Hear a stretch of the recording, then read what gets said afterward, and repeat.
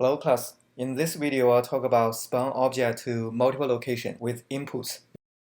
So here, for example, if I press 1, then the number 1 key, and it'll spawn the cubes. And if I press 2 key, it'll spawn this cylinder. If I press 3, it'll generate this flat piece. And if I press 4, it'll generate this trapezoid object. Or if I press 5, it'll generate these triangles. Okay, so let's see how it works. So first, let's go to game object and create an empty. Let's rename it spawner. Okay, and this empty object will hold this script.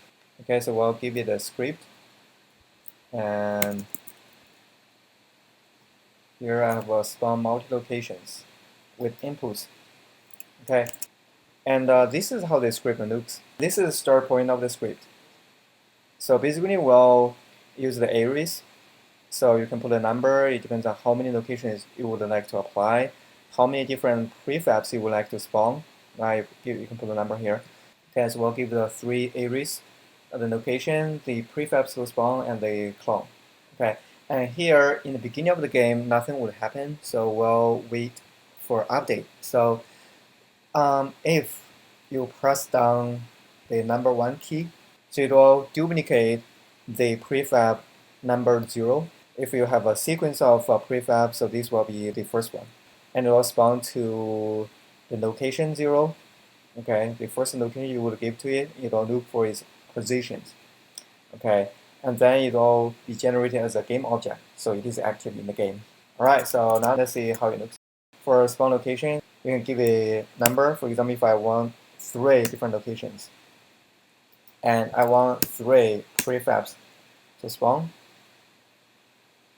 Okay, and here for the clone, we also put 3 equals to the prefabs. And we go to game object again, create a new empty object, and this time I'll say location 1. And I'll just duplicate, and this will be 2, and this will be 3.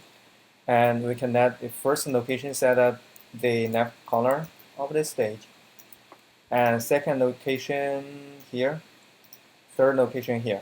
Alright, and then we select our spawner and then put the first location at the element 0.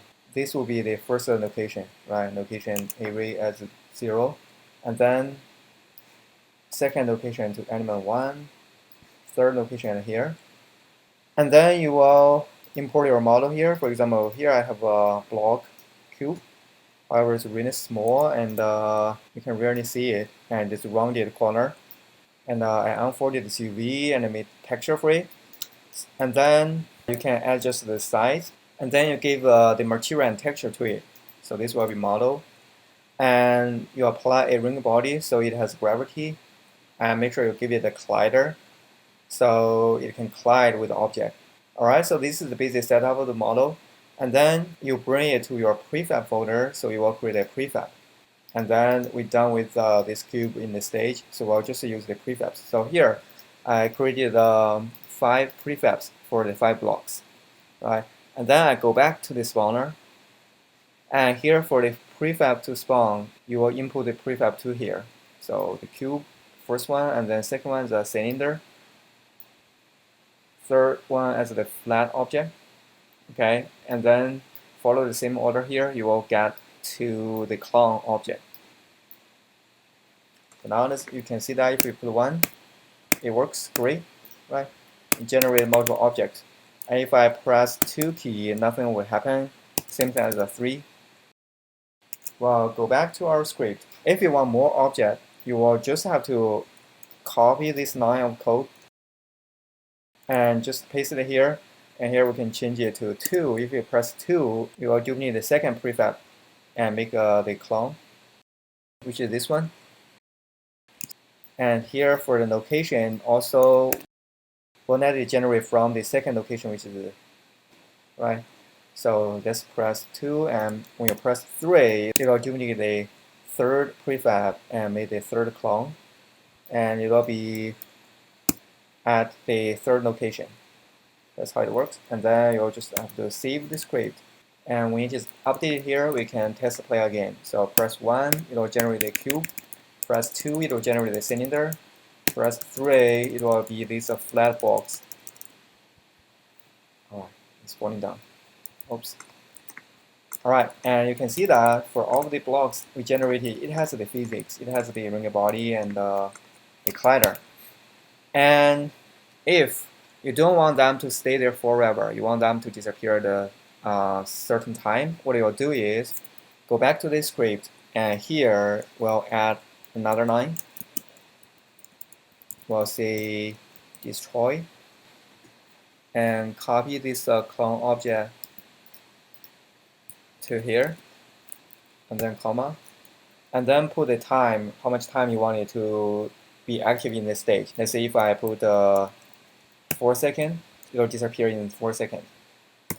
And then end this line in here, and save the code. So now if I press first key, 1 key, and at about 4 seconds, it will disappear. Right.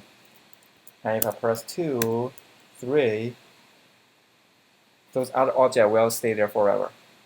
If you want more objects and more locations, you'll just have to duplicate the code at here. So I can see 4 and 5.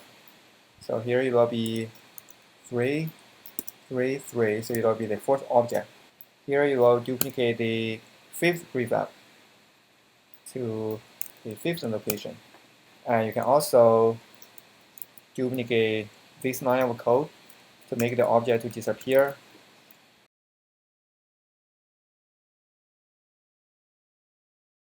I will duplicate 2 more locations. And we can increase the area here. And we can put the fourth location here, fifth location here. And for the blocks, it'll be the trapezoid and the triangle. And if I play, and I can hit 1 key, 2, 3, 4, 5, and it will generate all of these objects. And as you can see, they will disappear after 4 seconds. And then you can make some variable right here. So first object, it can disappear in 1 second.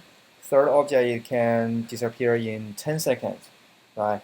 And these can disappear in 2 minutes. So you can make them different. Or some of the object, it will stay there forever, so you can delete this line of code.